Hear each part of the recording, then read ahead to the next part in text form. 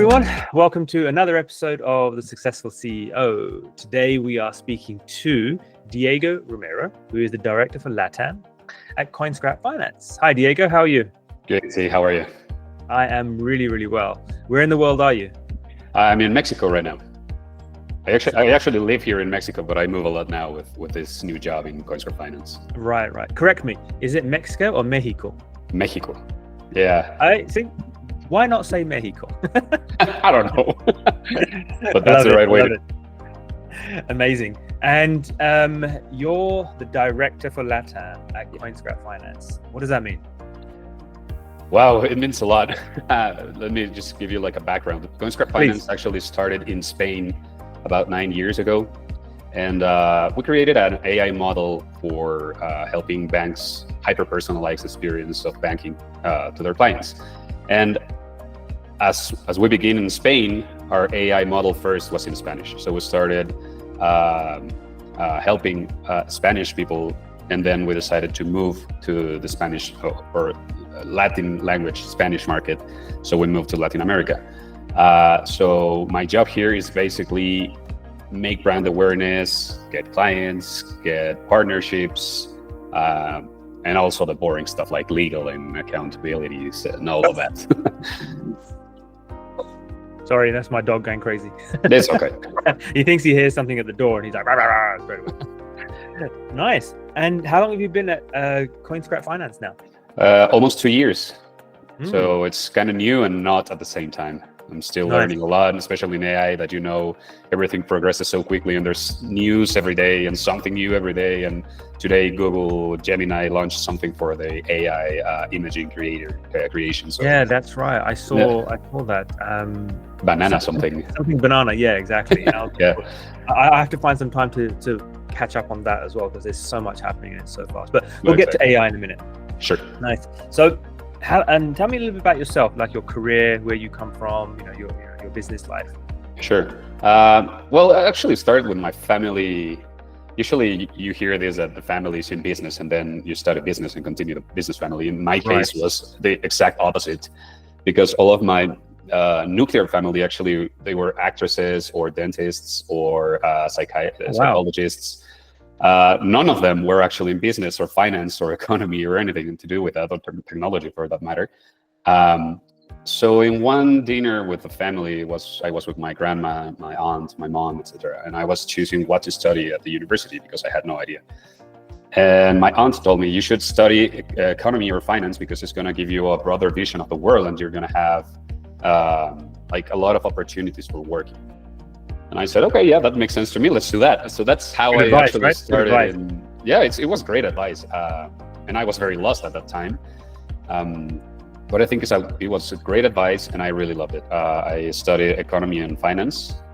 And then when I finished my career, I jumped in different jobs, sorry. So I was in insurance and then in regulation and then money market. And then business banking, and now in Fintech. Into Fintech, into the wonderful world of technology and finance. No, exactly. I mean, that sounds like quite a little journey that you've had there. Within this, what's been your inspiration, or who's been your inspiration in your business or in your life? Right. I would say it changed, and it keeps changing in different stages of life. First of all, when I was a teenager, and at this time, then I was choosing what to study and whatnot, and I was very, very lost. My father died when I was 17, so his brother, my uncle, and my aunt took me under their wing, and they have a very beautiful story because they struggled a lot in life. And in one occasion, they had the opportunity to migrate to the United States, and my uncle became the CEO of a company there. So I kind of saw everything that happened in that progression, and that inspired me a lot to get there, because I saw how dedicated he was, how it helped his family, and in consequence, it helped me because they were like parents to me, right? They are like my parents also. So that was my first moment of inspiration to decide what I wanted to do with my life. And through the journey, it's been changing. That's always there, but also it's going to sound maybe cheesy, but for example, my wife is a very big inspiration for me because I want to create a great life for me and for her and our future. So she teaches me courage or overcoming adversities that happens a lot in the day-to-day basis. And also, this might sound weird, but a very powerful inspiration for me is my future self, because I know where I am today, but I also think a lot about where I want to be in a year, in 5 years, in 10, in 15, 20, whatever. And I need to see where I'm now and what I have to do to get to be that person in the future. So that also is very powerful for me. That sounds like really good goal setting, doesn't it? It's like motivational speakers always talk about, like, look at your future and then look at the reason and the why behind it that keeps you motivated to get through the hard stuff, the tough times. If your why and your future self is strong enough, then that's something they can always do. So that's really interesting. Yeah, and let me tell you something. It's not just about the future. Of course, it's about the future, but it also helps to look at your past and see everything that you've done up to today. And if you're happy with it, or you see that you're progressing through your life, you're progressed through your life and you're achieving your goals, it's a very good view of it. You're doing the things in the right way, and then you can project to the future. So that's also very important. So within this, like, it sounds like, you've got lots of knowledge and information. Excuse me. Yeah. So are you someone that reads a lot? Now I am actually not reading as in a book. I love audiobooks, because especially I don't have a lot of free time to read or to sit and grab a book. So I enjoy a lot of audiobooks. So I read them at the gym, or when I'm driving somewhere, or if I'm on a plane. That's when I get chances to read. I'd say that counts, because I when I'm at the gym in the morning, I always listen to YouTubes and podcasts. So I do the same thing. Yeah. What's the one book that you've read that's changed your thoughts around business and leadership? Yeah.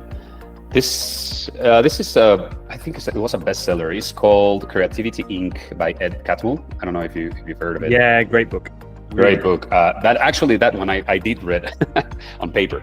You actually read old school. So this book is for the former president of Pixar, and he also was president of Walt Disney Animation Studios. Right. And I loved it because the story of Pixar is about innovation. So while breaking the mold is creating something new, creating new technology to be able to do something that wasn't in the picture in that moment. And we all know Pixar today. Whether they're doing a great job or not today with their new releases, but the first movies of Pixar were amazing. And of course, if you have an amazing product, you have to have amazing people behind it. So I really love this book because it has like little phrases that really change the way you see leadership and the way you see the companies. For example, just ones I wrote down.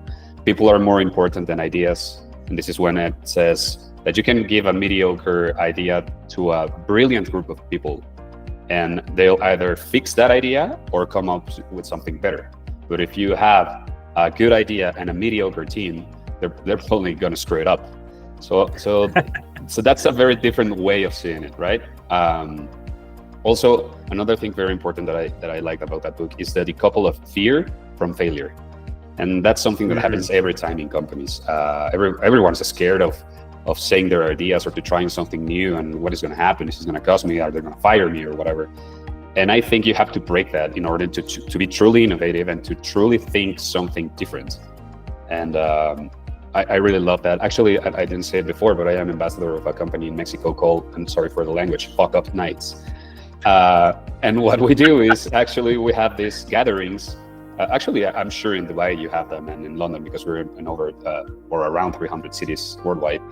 So we talked about failures. Instead of the big story of success of the greatest CEO of all time, we come down to earth and we talk about how we failed, what that teaches in that moment.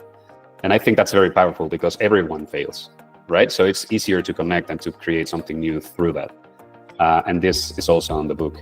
And also the last thing of this book, and please, if you haven't read it, is prioritize a mission over a process. So don't lose focus on the long term. It's something that nowadays happens, that you focused on the day-to-day and the urgent matters, but you have to be laser focused on the long-term goals. No, you're right. I mean, the concept of failing fast, failing, is something that people are terrified of. But the reality is, well, I mean, let me answer this with a question. Not a question, but an example. Some of the greatest tennis players in the world, you assume that they always win, that they win every point, and that they never make any mistakes. The irony is, if you look at the statistics, some of the greatest tennis player in the world, his record is he wins about 51 to 53% of points, which basically means he's very consistent, but he wins a little over half of all the points in the game. And as a result of that, he is very, very good because he's consistent. Exactly. If you go to the gym every day, 6 or 7 days a week, but you do it consistently, even if you don't do it perfectly, but you're consistent, you'll beat the majority of people who go to the gym 3 times a week or 2 times a week, but do it very, very well because you're consistent. Absolutely. And in business, you're saying the same thing, aren't you? Like, be consistent. Make mistakes, but be consistent. Learn from your mistakes, but be consistent. Educate yourself, move forward, and drive things forward. So small, consistent steps are better than great, big, huge wins, because it's over the long term. It's that long-term gain. So that's the advice that I'm taking from what you're saying. Am I right?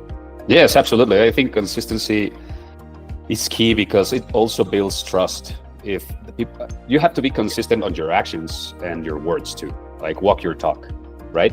So when you truly do this and you're truly consistent, people will know that you're consistent. They know you're truthful, and what you say, you mean what you say, and you do what you say, you put into actions.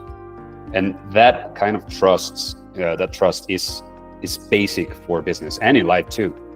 It opens up opportunities. It creates connections with people, and they help you when you need it. Your team is ready to do whatever it is to do because they know you're going to follow a line.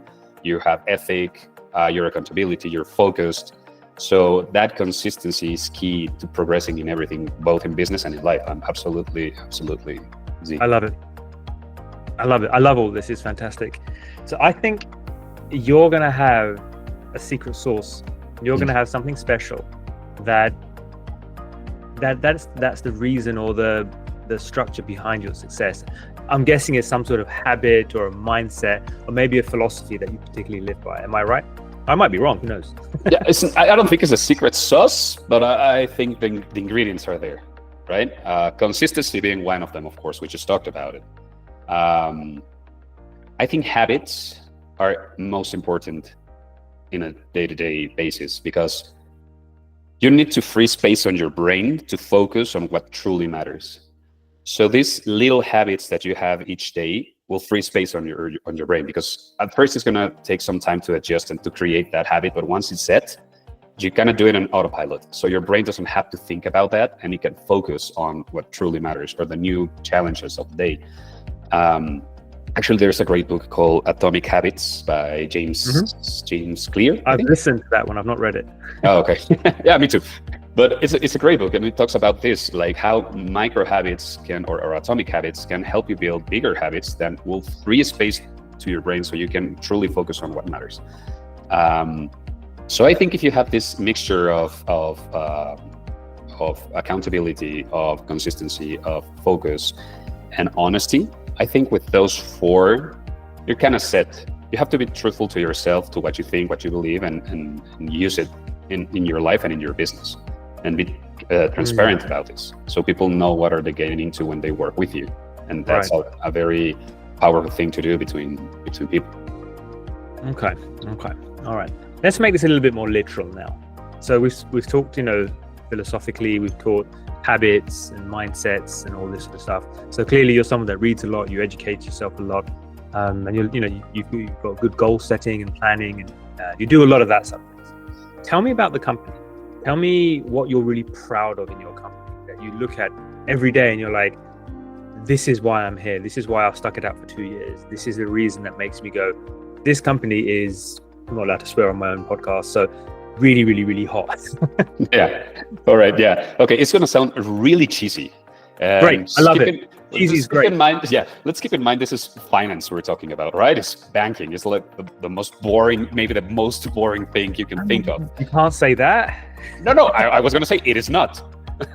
But what I truly love about our company is that we truly build products to help people achieve financial stability. Nice.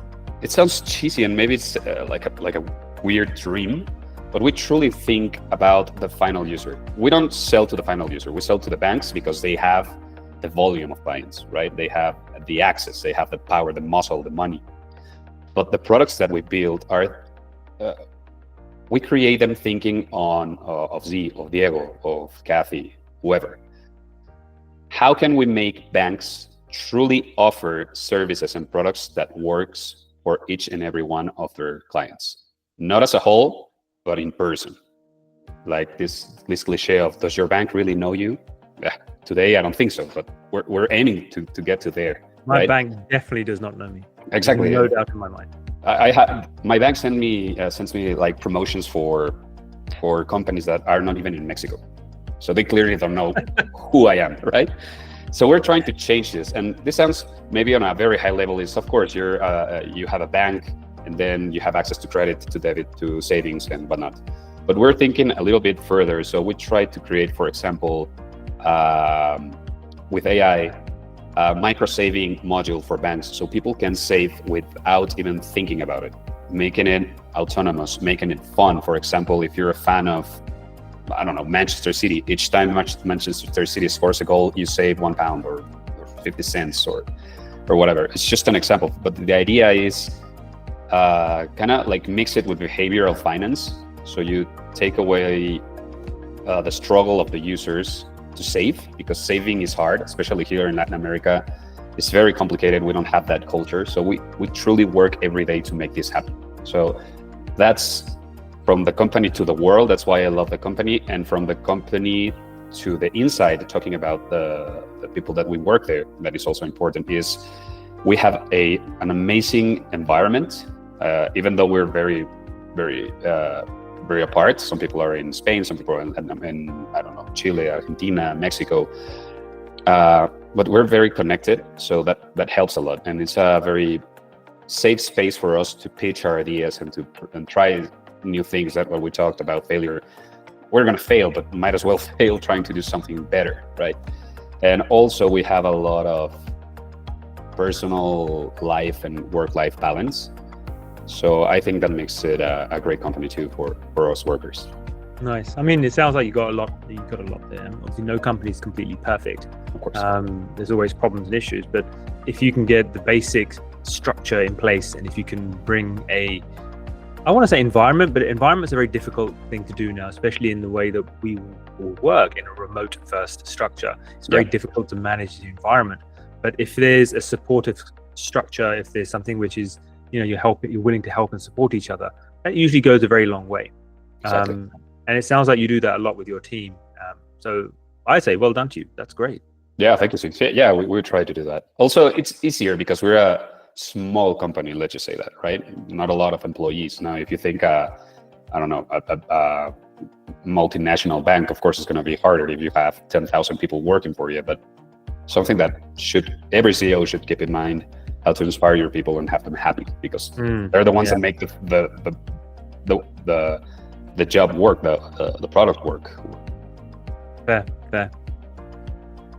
We've talked about your business. We've talked about your belief system. We've talked about philosophy and mindset and all this amazing stuff. Yeah. Do you ever take any time off? Do you ever go off the clock and just go, I need to switch off. I just need to recharge? Yeah, I do. Well, I say I do, but you kind of don't at the same time. I think you have to consciously get off work, clock out on your brain, because you have to let it process this on your subconscious. And sometimes that's when the best ideas come, because if you're concentrated and you're conscious about what you're doing, you're kind of limited. But when you give space to your brain to process it on the subconscious, usually it's when you're, I don't know, lying on the couch for a while and boom, the idea pops up on your head. That's your subconscious working. So you never truly stop. right? If the phone rings at 8 p.m., 1 a.m. or whatever, you're probably going to answer. But I try to... hopefully I'm asleep at 1 a.m., but okay. Yeah. Well, in case you're not, sometimes happens. But Diego's calling me. It's 1:30 in the morning. I better take it. You better. Maybe I'll invite you for a beer or something. You never know, right? True. But yeah, I try to go to the gym, for example. It's not like okay, the first step to going to the gym, I don't like getting the courage to change my clothes into my work my outfit and then just go to the gym. That part I don't like, but once I'm in the gym, I really enjoy it, and I think it's very important for having a culture of exercise, because it helps you in so many ways. And also I enjoy watching comedy series, particularly playing video games. So I do try to disconnect for a while. You're a gamer. Very nice. We're definitely going to have a conversation about that, because I'm a big retro gamer. I've got a big retro gaming community, so we're going to... Oh, nice. All right. Great. Nice.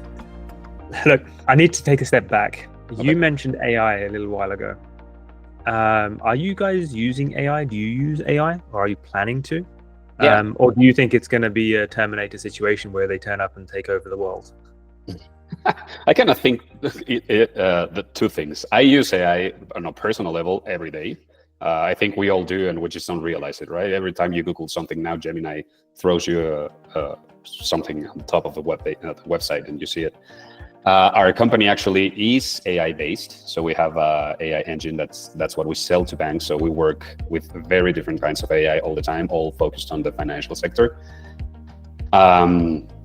I don't think it's going to take over the world, but I think it's going to change the world as it is doing it as of today, right?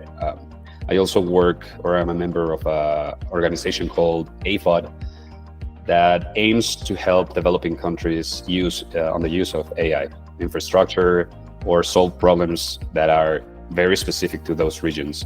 So I think AI is a great, powerful tool to help people achieve in a shorter time solutions to big problems. What we should be taking care of is more the clerical jobs, or the people that do those jobs. We need to take very good care of them, because those jobs are the first jobs that are going to disappear probably. So we have to train these people in AI so they don't lose their jobs, so they can do that clerical job and do something else. And I think that's where the focus should be on AI in work-related issues right now. I think AI, this is going to be my prediction, and this is on video and it's on YouTube. My prediction is that AI will just become another tool. However advanced it gets, I think it'll just be a tool. I see no reason for us to worry that it's going to take over the world and robots are going to, enslave the human race. I don't envisage a Terminator situation.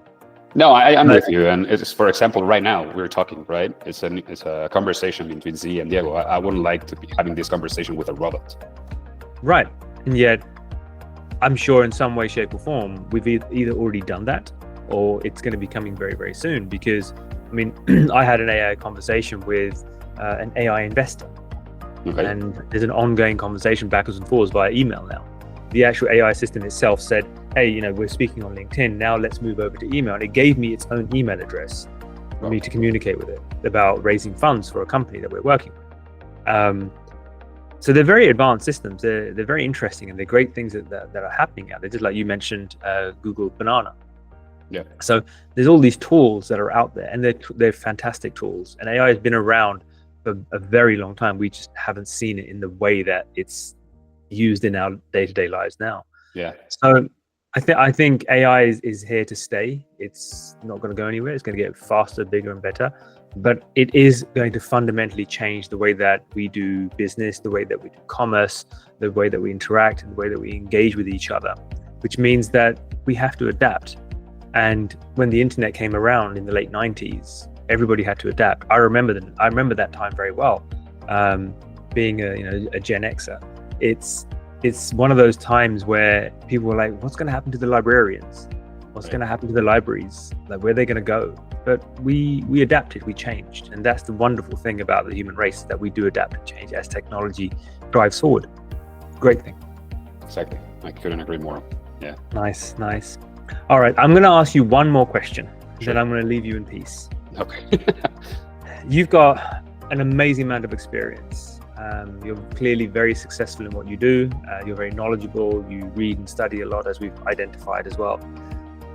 What's that one piece of advice that you think you can give to the aspiring, senior leaders of tomorrow? Some people who like in the early 20s, maybe at university, watching this last clip on TikTok. What's the advice that you'd give them? Well, aside of everything that we talked so far, that I think is overall a good advice, like times are changing, and when I was studying, or when you were studying, being the CEO of a company was a dream, right? Everyone wanted to be the CEO. Nowadays, it's not like that, because being a CEO truly means you're responsible for everything. And that is easily said, but when you're truly responsible for everything, it's very, very hard, because you have to be on top of everything. And if anything goes wrong, it's your problem. And if everything goes right, it's not good for you. It's not because of your doing, it's because everything worked, So my advice is just that, be very aware that you're going to be responsible for the success of the company, but also for the people that work in the company. That those people are the ones that make it happen, make the success happen. So have that in mind all the time. If you're a person that clocks out easily, or doesn't like to be the center of attention, or doesn't like to be responsible for more than himself or herself, maybe being a CEO is not the best way to go. And also, this is more to the startup world, but I think also applies for CEOs, is that loneliness is real. Being a CEO, you have to make decisions that no one else can, and no one else can help you with. Of course, you can take advice, but at the end of the day, you have to make that tough call. And especially if it comes to the CEO, it's because it already passed through your team and all, and they just couldn't solve it. So it comes down to your decision, and that could be very stressful. And also, you cannot vent with your employers or your co-workers, right? You have to, it's kind of complicated. You have to learn to be comfortable with the solitude that comes to being on that position. It's lonely at the top, as they say. And that loneliness makes it very difficult from a mindset perspective. So I think the title of a CEO is very alluring. It's very exciting to be the CEO of an organization or a multinational company that works across the globe, and you're the CEO of it. It sounds and looks very glamorous. But you're right. Internally, oh my God, it's mayhem. Yeah. And everything that goes wrong, deal with it, fix it. And also just think about it. Why do you want to be CEO? Just start with that. Why? Because it's sexy, because you're going to be on top, because you're going to be traveling the world, meeting, fancy people or whatever. That's not a good reason to be CEO, right? So people say to me, business travel is such these are people who don't travel for business. This is something for you guys. It looks great because you get to travel to another city, to another country. But what actually happens, you fly to that city, you go from the airport to the hotel, to the office, back to the hotel, back to the office, to the airport, and you go home again. But you've gone to a new city. It's not glamorous. It's not fun. What you see on social media is I'm flying business class. You're going to a nice airport. Going to a nice hotel, and you see all this fancy stuff. So people only show you what you want to see. They only show you what I call bias confirmation. Of course. And absolutely. That I think is the problem. So I think you're right. It's great that you can highlight that for the kids today, for the business men and women of tomorrow, who are going to be the CEOs and leaders that hopefully can drive everything forward. Yeah, absolutely. And just to say one more thing, if you truly want to be a CEO, I think the most important thing you have to keep in mind is how to make people's lives better with your product, with your company, and within your company. I think that's how to be the standard, and then you can build from that. All right. I think we're going to end it there. That's the high point. This has been an amazing conversation. So much information and knowledge that you've shared, Diego. Thank you so much. I really appreciate your time. Thank you for joining me on the pod. It's been wonderful having you. Thank you, It was great to talk to you. Thanks, guys. Have a lovely afternoon, and we'll see you in the next episode. Take care. Bye-bye. Bye-bye.